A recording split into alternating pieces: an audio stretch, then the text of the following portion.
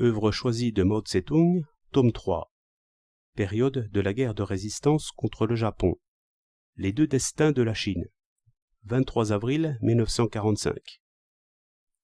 Camarades, aujourd'hui s'ouvre le 7e congrès du Parti communiste chinois. En quoi réside l'importance toute particulière de ce congrès? C'est qu'il concerne, nous devons le dire, le sort de 450 millions de Chinois. Deux destins s'offrent à la Chine. Sur l'un d'eux, on a déjà écrit un livre. Notre congrès représente l'autre destin de la Chine, et nous aussi, nous écrirons un livre. Notre congrès veut le renversement de l'impérialisme japonais et la libération de tout le peuple chinois. C'est un congrès pour la défaite de l'agresseur japonais et pour l'édification d'une Chine nouvelle. Un congrès pour l'union de tout le peuple chinois et l'union avec tous les peuples du monde, en vue de la victoire finale. Le moment nous est très favorable. En Europe, Hitler est sur le point d'être battu. Le théâtre principal de la guerre mondiale contre le fascisme se trouve en Occident, où l'heure de la victoire est proche, grâce aux efforts de l'armée rouge soviétique. Déjà, on entend ses canons à Berlin, dont la chute est sans doute imminente. En Orient, la guerre pour écraser l'impérialisme japonais touche également à la victoire. Notre congrès se réunit donc à la veille de la victoire finale dans la guerre contre le fascisme. Deux voies s'ouvrent devant le peuple chinois, la voie de la lumière et la voie des ténèbres. Deux destins attendent la Chine, l'un radieux, l'autre sombre. L'impérialisme japonais n'est pas encore battu, mais même après sa défaite, ces deux perspectives d'avenir resteront ouvertes. Ou bien une Chine indépendante, libre, démocratique, unifiée, forte et prospère, c'est-à-dire une Chine radieuse, la Chine nouvelle d'un peuple libéré, ou bien l'autre Chine, semi-coloniale et semi-féodale, divisée, faible et pauvre, c'est-à-dire l'ancienne Chine. Une Chine nouvelle ou l'ancienne Chine, telles sont les deux perspectives qui s'offrent à notre peuple, au Parti communiste chinois et à notre congrès. Puisque le Japon n'est pas encore battu, et que ces deux perspectives resteront ouvertes même après sa défaite, comment nous faut-il mener notre travail? Quelle est notre tâche? Notre seule tâche est de mobiliser hardiment les masses, d'accroître la force du peuple, d'unir toutes les énergies de la nation qui peuvent être unies en vue de la lutte menée sous la direction de notre parti pour vaincre l'agresseur japonais, édifier une Chine nouvelle et radieuse, une Chine indépendante, libre, démocratique, unifiée, forte et prospère. Nous devons lutter de toutes nos forces pour un avenir lumineux, un destin radieux, contre un avenir ténébreux, un sombre destin. Voilà notre seule et unique tâche. Voilà la tâche de notre congrès, de tout notre parti, de tout le peuple chinois.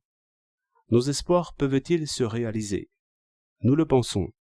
Cette possibilité existe parce que nous jouissons des 4 conditions suivantes. Premièrement, un puissant parti communiste, riche en expérience et fort de 1 210 000 membres. Deuxièmement, de puissantes régions libérées, avec une population de 95 500 000 habitants, une armée de 910 000 hommes et une milice populaire de 2 200 000 membres. Troisièmement, l'appui des masses de tout le pays. Quatrièmement, le soutien des peuples du monde entier et en particulier celui de l'Union soviétique. Ces conditions étant réunies, un puissant parti communiste, de puissantes régions libérées, l'appui du peuple tout entier et le soutien des peuples du monde, nos espoirs pourront-ils se réaliser? Nous le pensons. Dans le passé, la Chine n'avait jamais connu de telles conditions. Certes, elles existent dans une certaine mesure depuis un bon nombre d'années, mais elles ne se sont jamais manifestées comme aujourd'hui dans toute leur plénitude. Jamais le Parti communiste chinois n'a été aussi puissant, l'armée et la population des bases révolutionnaires aussi nombreuses. À aucun moment, le prestige du Parti communiste chinois auprès de la population des régions occupées par les Japonais et des régions dominées par le Kuomintang n'a été aussi grand, alors que les forces révolutionnaires représentées par l'Union soviétique et par les peuples des autres pays sont plus puissants que jamais. On peut donc affirmer qu'en bénéficiant de telles conditions, il est tout à fait possible de vaincre l'agresseur et d'édifier une Chine nouvelle.